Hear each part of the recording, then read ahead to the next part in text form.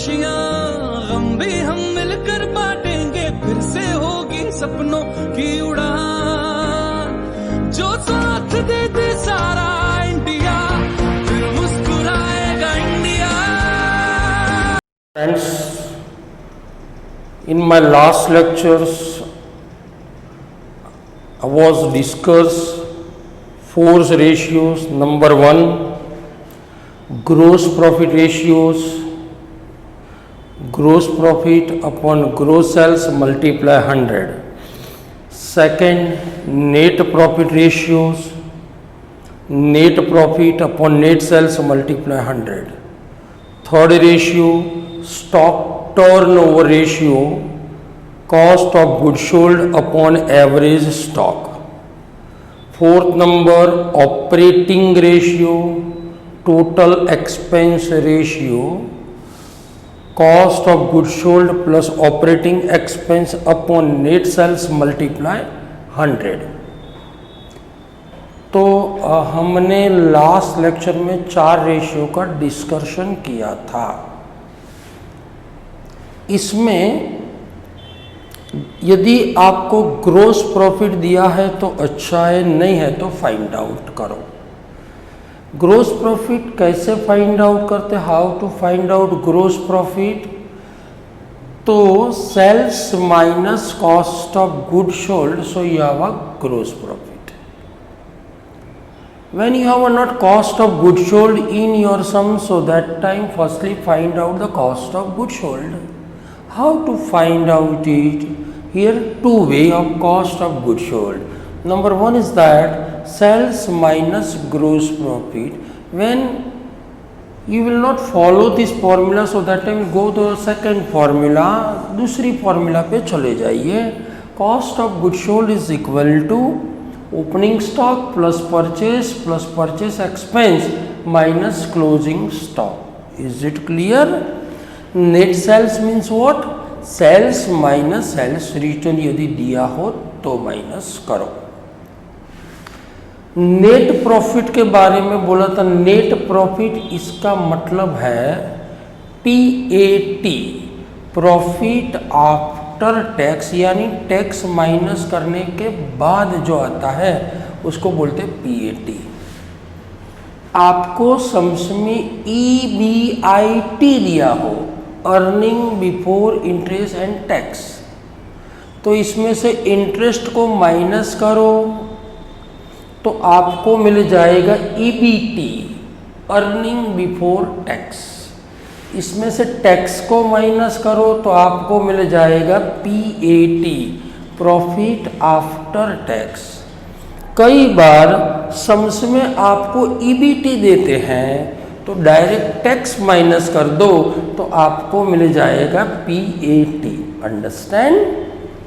Sometimes EBIT and PAT both are not mentioned in your sum, so that time तो sales minus cost of goods sold, so you have a gross profit, then add trading a business income, then less operating expense, trading expense, for example administrative expense, office expense, sales expense, distributed expense, etc.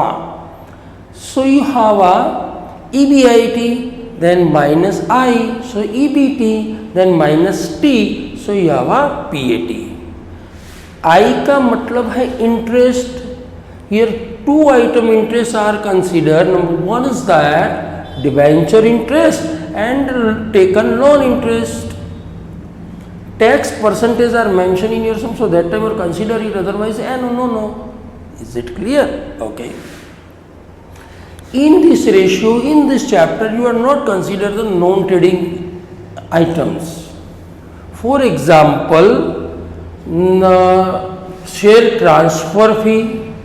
Second is that lotteries income, assets and investment profit or loss, all are not considered. Is it clear? All are not considered. Number 3 is called stock turnover ratio. Here average stock is equal to what? To opening stock plus closing stock divide by 2. 1 year closing stock is a second year opening stock. 1 year closing stock is a second year opening stock. Then sometimes not mention the opening stock in our sum, so you are consider the closing stock in this formula. यदि आपको opening stock नहीं दिया है तो formula में closing stock लिख के answer लाओ. इसका आंसर टाइम्स में मिलता था, 2 टाइम्स 3 टाइम्स 4 टाइम. अब एक और कहानी थी 4 नंबर वाले रेशियो में, ऑपरेटिंग रेशियोज. इसमें ऑपरेटिंग एक्सपेंस मीन्स व्हाट, यदि आपको सम्स में ऑपरेटिंग एक्सपेंस दिया हो तो ले लीजिए, मान लो कि नहीं दिया है तो सम्स को पकड़िए. इसमें जितने प्रकार के all type of expense total amount it is called the operating expense excluding tax. सभी प्रकार के खर्च का टोटल करो, एक्सपेंस का टोटल करो, इसका नाम है ऑपरेटिंग एक्सपेंस, मगर इसमें टैक्स को नहीं लेना है. For example administrative, office, sales, distributed and financial यानी इंटरेस्ट एटसेट्रा, मगर टैक्स नहीं लेना है. Sometimes expense are not mention in our sum, so तो operating expense is equal to GP minus EBT. Is it clear? GP minus EBT. So you have a operating expense. यहां तक हमने 4 ratio देख लिए थे. अब हम स्टार्ट करने जा रहे हैं 5 नंबर वाला. Friends, I will start the ratio number 5. It is called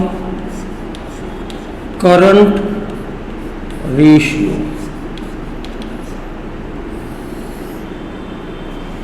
current रेशियो की formula current assets upon current liability. Current assets upon current liabilities. Current assets means what? Which type of assets which is shortly convert into cash, short term convert into cash. Current liabilities which is short term paid, it is called the current liabilities. अब इसमें ऊपर current asset लिखो, नीचे current liabilities लिखो. अब current assets में क्या क्या आ सकता है तो देख लीजिए. करंट एसेट्स में हो सकता है डेटर्स,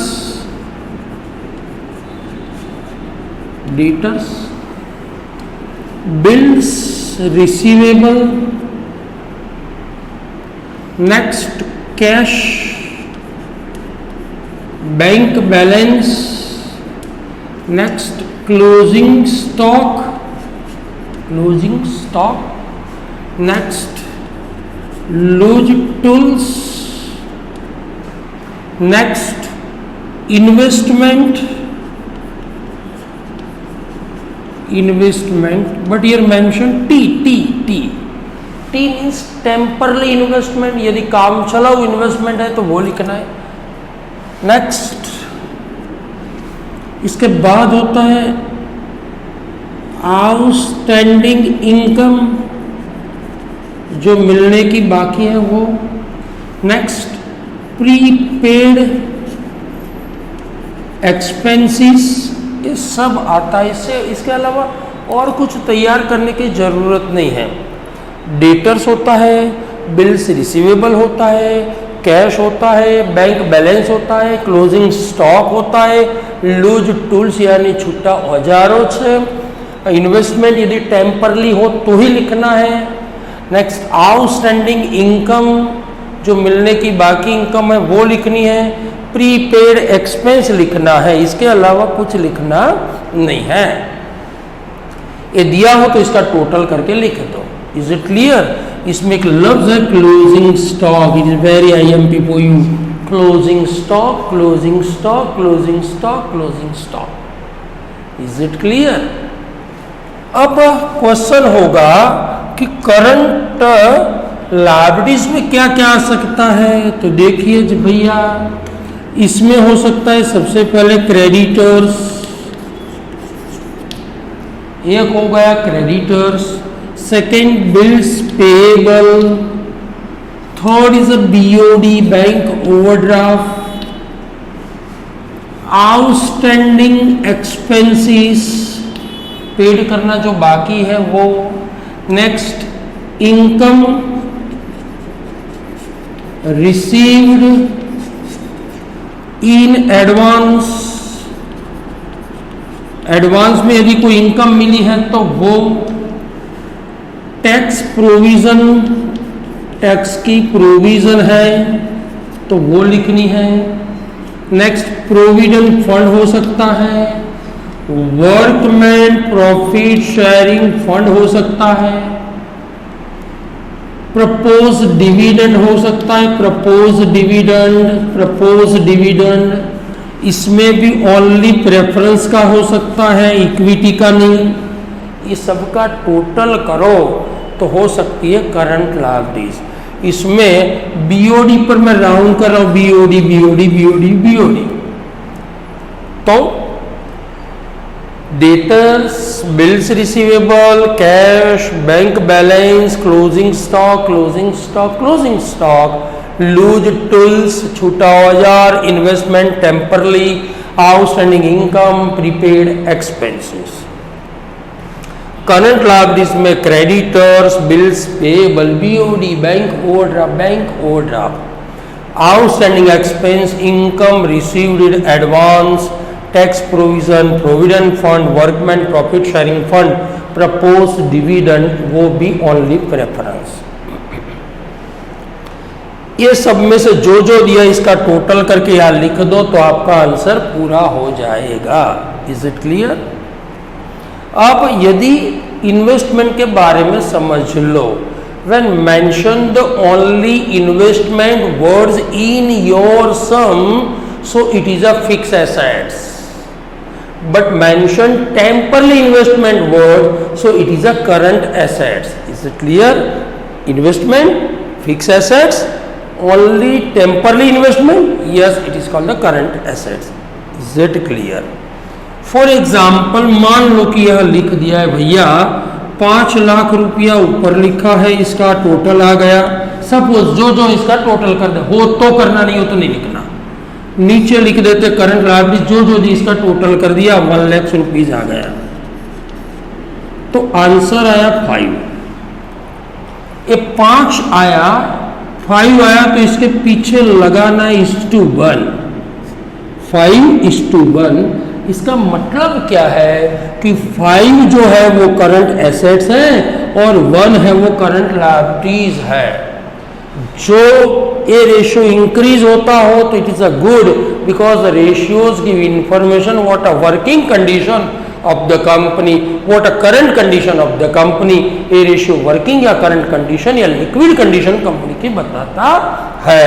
तो यहाँ 5 हो तो लिखना 5:1, 6 हो तो लिखना 6:1, 7 हो तो लिखना 7:1, इसके पीछे 1 लगाना है। Then you will go from the 6 number ratios. देखिए 6 नंबर वाला जिसका नाम है लिक्विड रेशियो, इसका दूसरा नाम है एसिड टेस्ट रेशियो। आप इसको लिक्विड बोले, acid test, both are the same words. कई बार एग्जाम में पूछते हैं please calculate the acid test ratio, आप कंफ्यूज हो जाते हो कि यार एसिड टेस्ट तो पढ़ा नहीं, मगर एसिड टेस्ट का ही दूसरा नाम लिक्विड है। इसकी फॉर्मूला क्या है भैया, देखो तो liquid assets upon liquid liabilities, liquid assets upon liquid liabilities. अब लिक्विड एसेट्स में क्या क्या हो सकता है तो समझ लेना भैया, ये जो करंट एसेट जो है वो सबका टोटल वही का वही लिख देना है, मगर एक्सक्लूडिंग क्लोजिंग स्टॉक। यानी जो करंट एसेट थी वो सब लेनी है, मगर एक चीज नहीं लेते क्लोजिंग स्टॉक तो वो हो जाती है liquid assets. Is it clear? तो लिक्विड एसेट्स का मतलब क्या होता है, देखिए please, liquid assets is equal to what? तो करंट एसेट्स, इसमें से माइनस कर दो क्लोजिंग स्टॉक, यानी कि करंट एसेट जितनी थी इसमें से एक चीज को निकाल दो तो हो जाएगी लिक्विड एसेट्स। वो क्या चीज है? Closing stock. लिक्विड एसेट्स और करंट एसेट दोनों के बीच में जो डिफरेंट है वो है closing stock. Is it clear? Okay, तो इसका टोटल क्या है वो लिख दो, इसमें से एक चीज को माइनस कर दो तो आपको मिल जाएगी लिक्विड। अब लिक्विड लायबिलिटीज का मतलब क्या है माय डियर? तो लिक्विड लायबिलिटीज का मतलब है करंट लायबिलिटीज, इसमें से माइनस कर दो बीओडी। देखो हमने राउंड अप किया है, इस सब का टोटल मगर एक चीज को निकाल देंगे ना तो ये सब हो जाएगा लिक्विड। Is it clear? तो liquid assets means what? Current assets minus closing stock. Liquid liabilities means what? Current liabilities minus BOD. Is it clear? एक एक चीज को निकाल दो तो हो जाएगा लिक्विड। सेम है इसमें, करंट में ऊपर लिखना है करंट करंट, लिक्विड में लिखना है लिक्विड लिक्विड। ऊपर होता है एसेट्स, नीचे होता है liabilities. Assets liabilities, current assets current liability, liquid asset liquid liabilities, दोनों सेम है। इसमें से एक को निकाल दो तो ये हो जाएगा, इसमें से एक को निकाल दो तो ये लिक्विड हो जाएगा। Is it clear? ये भी सेम कंडीशन वाला है। इसके बाद then will go from the 7 number ratios. इसको बोलते हैं क्विक रेशियो। क्विक, इसकी फॉर्मूला समझ लो भैया, same as quick assets upon quick liabilities.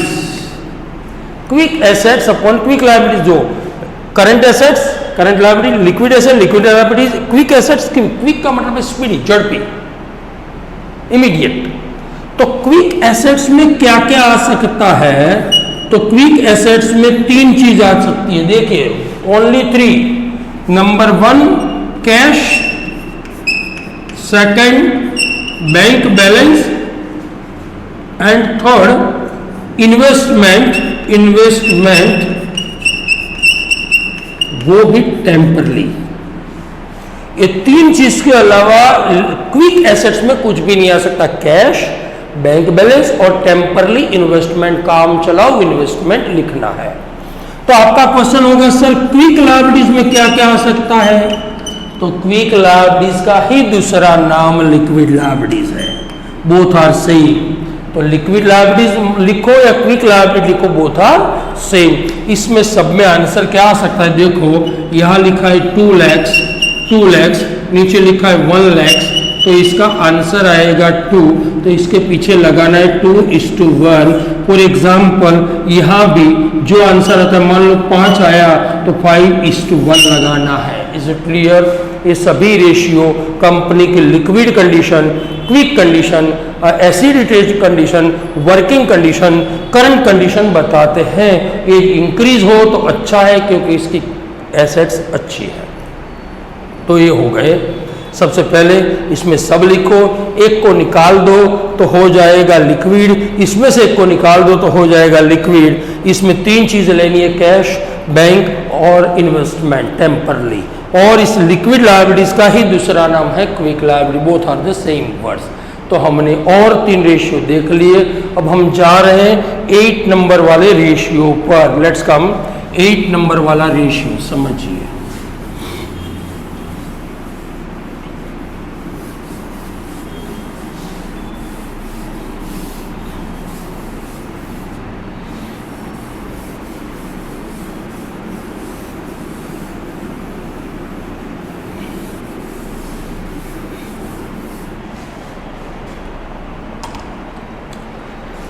इसका नाम है 8 नंबर। समझिए बिल्कुल शांति से। 8 नंबर वाला रेशियो जिसका नाम है rate of return on employed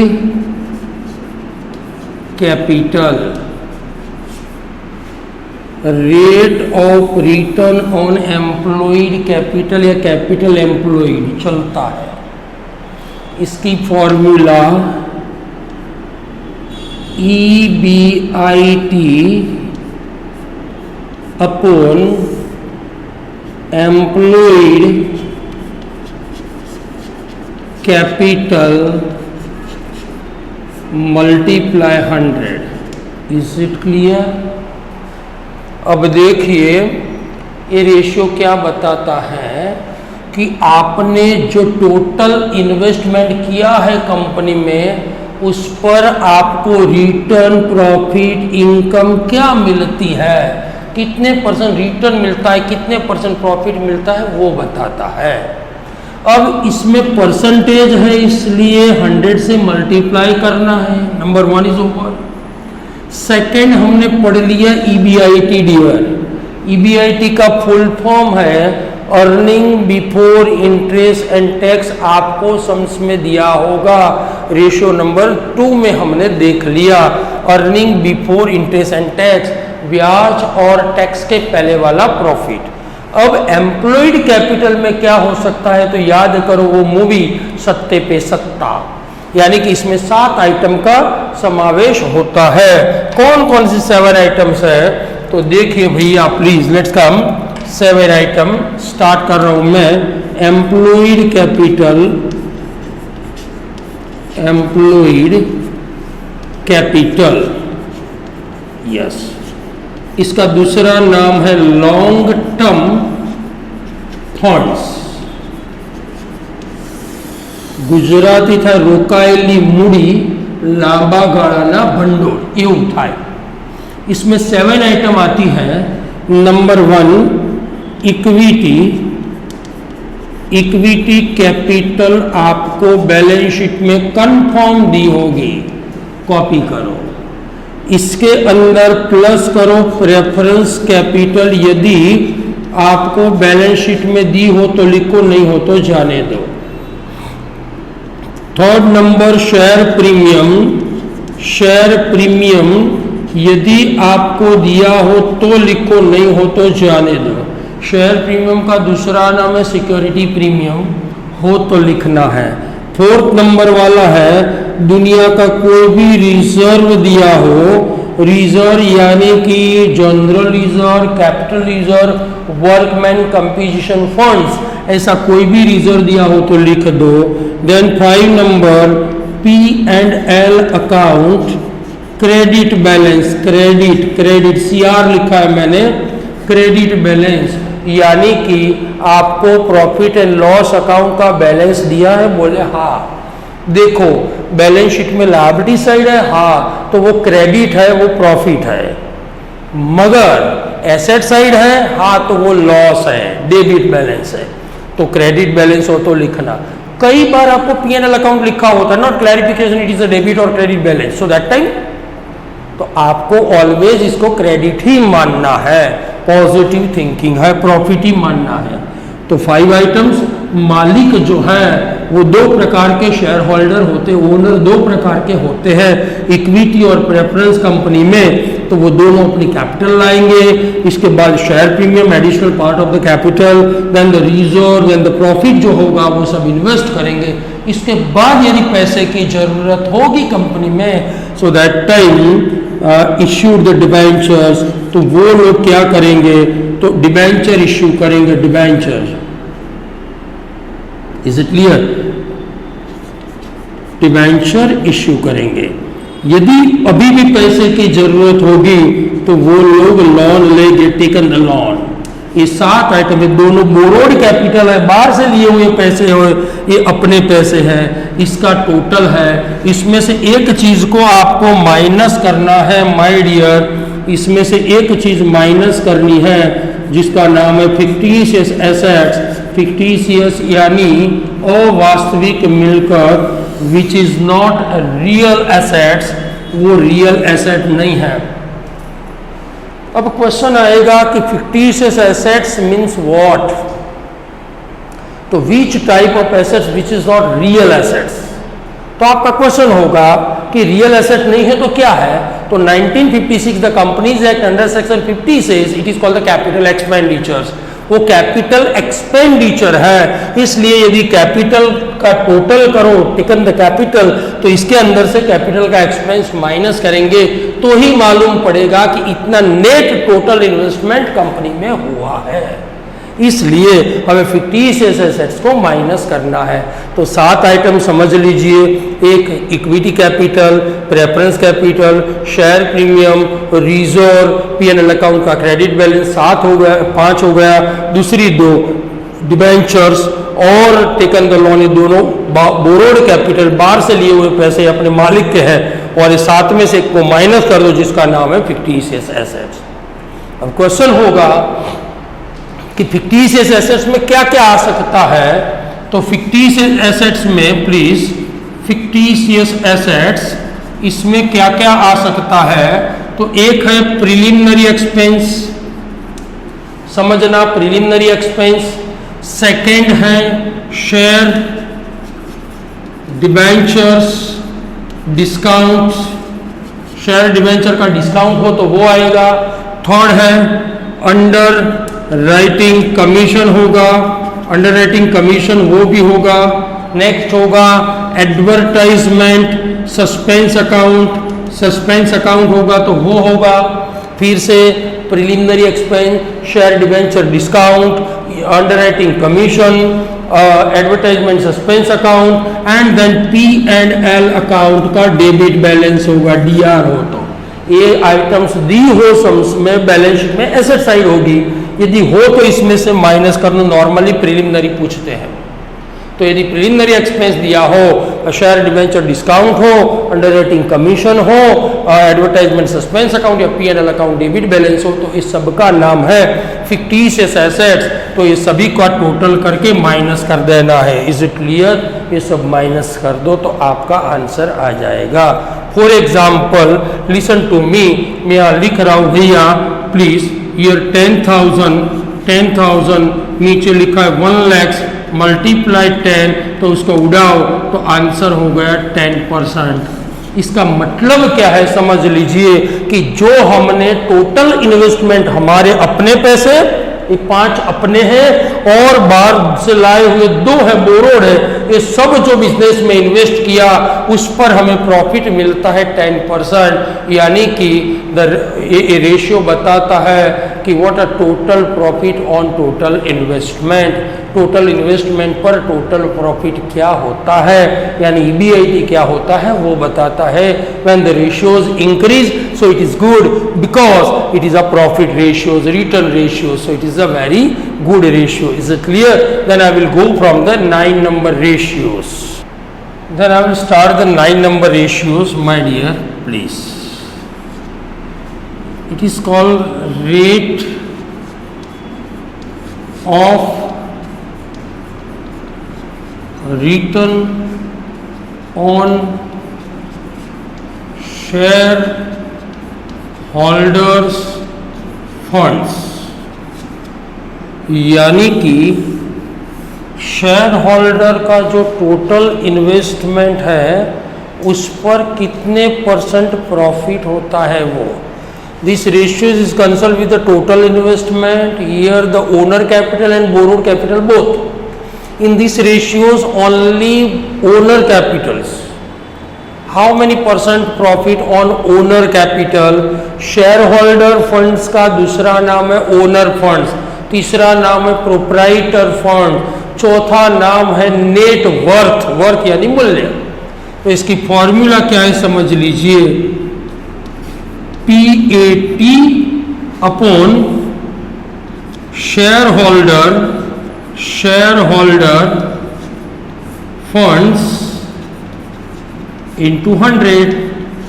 100 किस लिए लिखते हैं? Why mention the 100 because your answer is converted into percentage, so that time your multiply the 100। PAT last time हमने देख लिया है, PAT means profit after tax, net profit. तो कैसे आता है रेशियो नंबर 2 में देख लिया। अब हमें पढ़ना है share holder funds. Share holder funds बोलो, ओनर फंड्स बोलो, प्रोप्राइटर फंड बोलो, नेट वर्थ बोलो। कैसे होता है देख लीजिए भैया। Share holder share holder funds, जिसका नाम है ओनर्स फंड्स, जिसको आप प्रोप्राइटर फंड्स बोल सकते हो, आप इसको नेट वर्थ बोल सकते हो। इसमें 5 items. Number 1 equity capital, please, equity capital number 1। Number 2 preference capital. Number 3 share premium, yes. Number 4 reserve. Then number 5 P&L account, credit balance, yes. ये 5 आइटम्स का टोटल करना है। इसमें से एक चीज को माइनस करनी है भैया, जिसका नाम है फिक्टिशियस एसेट्स, अवास्तविक मिल्कत माइनस करवानी, तो आपको मिल जाएगा शेयर होल्डर फंड। देखिए यही कॉपी है। Equity, preference, share premium, reserve, P&L account, fictitious. इसमें से 2 चीज को निकाल देते हैं, एक है डिबेंचर और दूसरा है लोन। ये बोरोड कैपिटल है, इसको निकाल दो दोनों को, तो ये हो जाएगा share holder fund, owner fund हो जाएगा, मालिक के पैसे हो जाएंगे।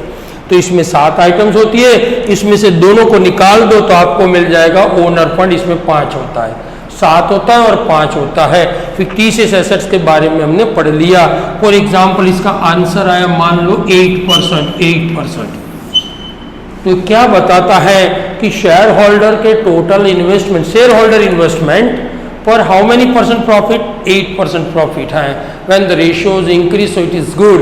इसमें टोटल इन्वेस्टमेंट पर क्या मिलता है वो देख लिया, इसमें ओनर फंड्स पर क्या मिलता है वो देखते हैं। ये रेशियो इंक्रीज हो तो अच्छा है, क्योंकि प्रॉफिट का रेशियो है भैया। तो इसमें 7 आइटम्स, इसमें 5 आइटम लिखनी है। इसके बाद वाला रेशियो देखते, देखो you see the next ratio is that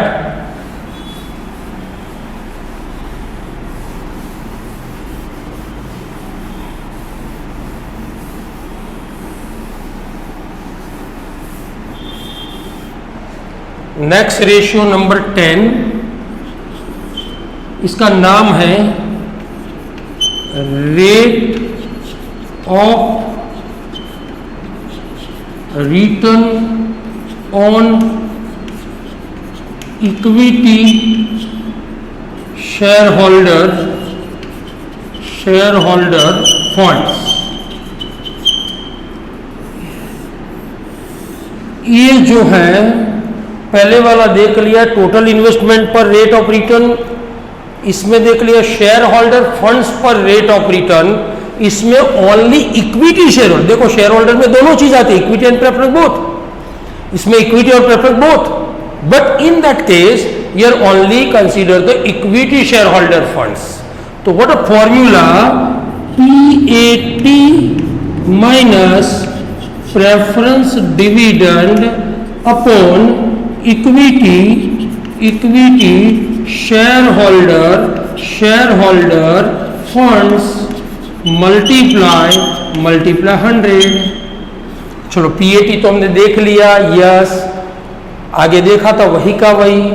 preference dividend, मान लो कि सम्स में आपको लिखा हो 10% प्रेफरेंस कैपिटल 1 लाख रुपीस, ऐसा लिखा है। So 1 lakh multiply 10 upon 100 is equal to 10,000 rupees, it is called the preference capital, preference dividend. 1 lakh multiply 10 upon 100 is equal to 10,000, it is called the preference dividend. So you are consider here, but 100 क्यों लिखते हैं? तो percentage में answer आता है। Then you will go from the equity share holder funds. इसमें क्या आता है देखो, तो 4 आइटम्स भैया मैं लिख रहा हूं, इक्विटी शेयर होल्डर फंड्स। इसमें how many items? 4 items. Number 1 equity capital plus share premium, then plus दुनिया का कोई भी रिजर्व हो तो वो लिखना है, then plus P&L account credit balance हो तो वो लिखना है।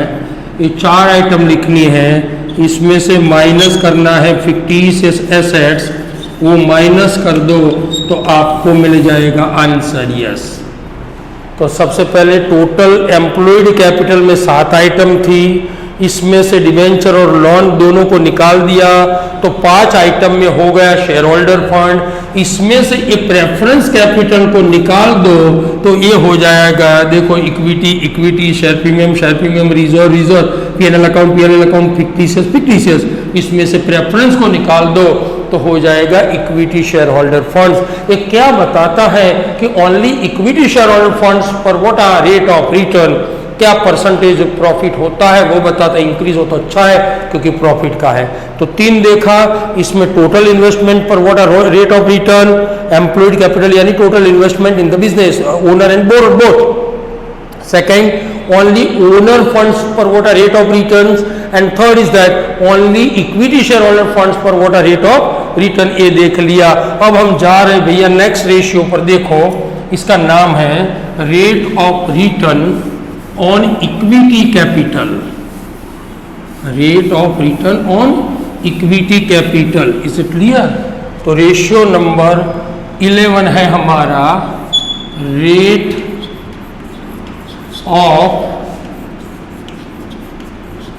Return on equity capital. Formula समझ लो, PAT minus preference dividend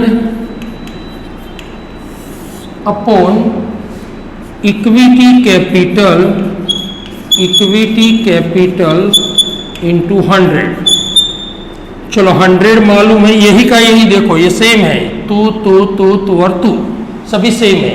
only equity capital, यहाँ आपको ये सब में से कुछ भी नहीं लिखना है भैया, ये सब पर क्रॉस करो, cross.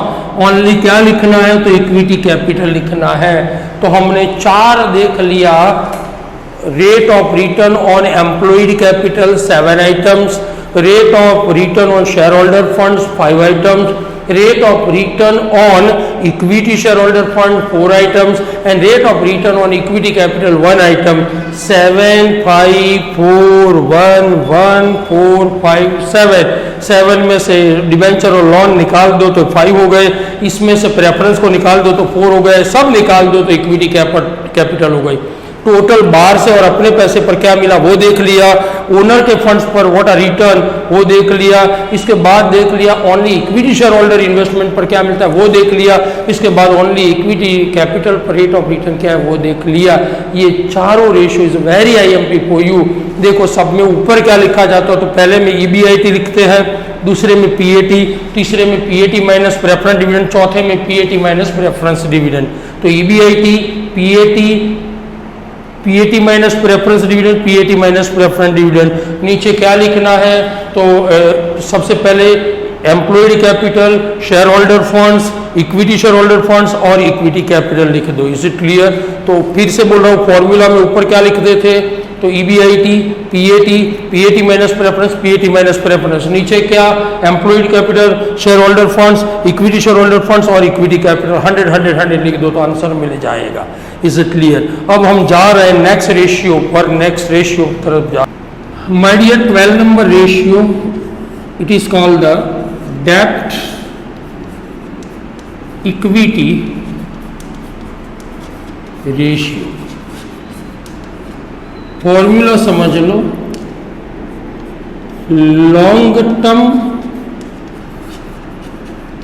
Liability upon owners fund multiply 100 आपको मालूम है यस। ओनर फंड का दूसरा नाम है शेयर होल्डर फंड, तीसरा नाम है प्रोप्राइटर फंड, 4 नंबर वाला नाम है नेट वर्थ। ये सब हमने देख लिया, 5 आइटम आती है, equity, preference, share premium, reserve, PNL account minus fictitious, इसका नाम है शेयर होल्डर फंड, आगे देख लिया हमने। लॉन्ग टर्म लायबिलिटीज में क्या हो सकता है, तो long term liabilities here only 2 items, number 1 is debentures and second is a loan. ये दोनों आपको बैलेंस शीट में या सम्स में दिए हो तो इसका टोटल करो, तो इसको बोलते हैं लॉन्ग टर्म लायबिलिटीज। 1 हो तो 1 लिखो, 2 हो तो 2 लिखो, इसका टोटल करके ऊपर लिख दो। मान लो कि ऊपर लिख दिया है 40,000, नीचे लिख दिया 1 लाख रुपीज आंसर है, तो मल्टीप्लाई 100, तो आपका आंसर आया 40%। ये रेशियो क्या बताता है, मालिक के पैसे और बोरोड कैपिटल दोनों के बीच का रिलेशन बताता है। यदि ये रेशियो इंक्रीज हो तो रिस्की है, क्योंकि बिजनेस में बोरोड कैपिटल ज़्यादा हो तो टाइम टू टाइम इसको इंटरेस्ट और डिविडेंड पेड करना पड़ता है भैया, या इंटरेस्ट पेड करना पड़ता है, इसमें to create the risk in the business. So this ratio is increase, so it is not good. यदि इंक्रीज हो तो गुड नहीं है। इसमें एक ही चीज पढ़नी थी, लॉन्ग टर्म लायबिलिटीज, इसमें 2 चीज आती है, डिबेंचर और लोन। Is it clear? अब आगे का रेशियो देखते हैं, प्रोप्राइटरी रेशियो, इसके बारे में नेक्स्ट लेक्चर में हम देखेंगे। माय डियर, हमने 22 में से आज 12 रेशियो कंप्लीट कर दिया। ये सेशन यहाँ पूरा करते हैं। यदि in this session when you have any type of query, any type of doubt, so please comment कीजिए, कमेंट में लिखिए कि सर हमें यहाँ डाउट है, सॉल्व कीजिए। मैं नेक्स्ट लेक्चर में डाउट क्लियर करके आगे जाने वाला हूँ। और हमारे वीडियो यदि अच्छा लगता हो तो ही लाइक कीजिए, सब्सक्राइब कीजिए। And thank you very much my dear, thank you very much. आप सबका खूब खूब आभार।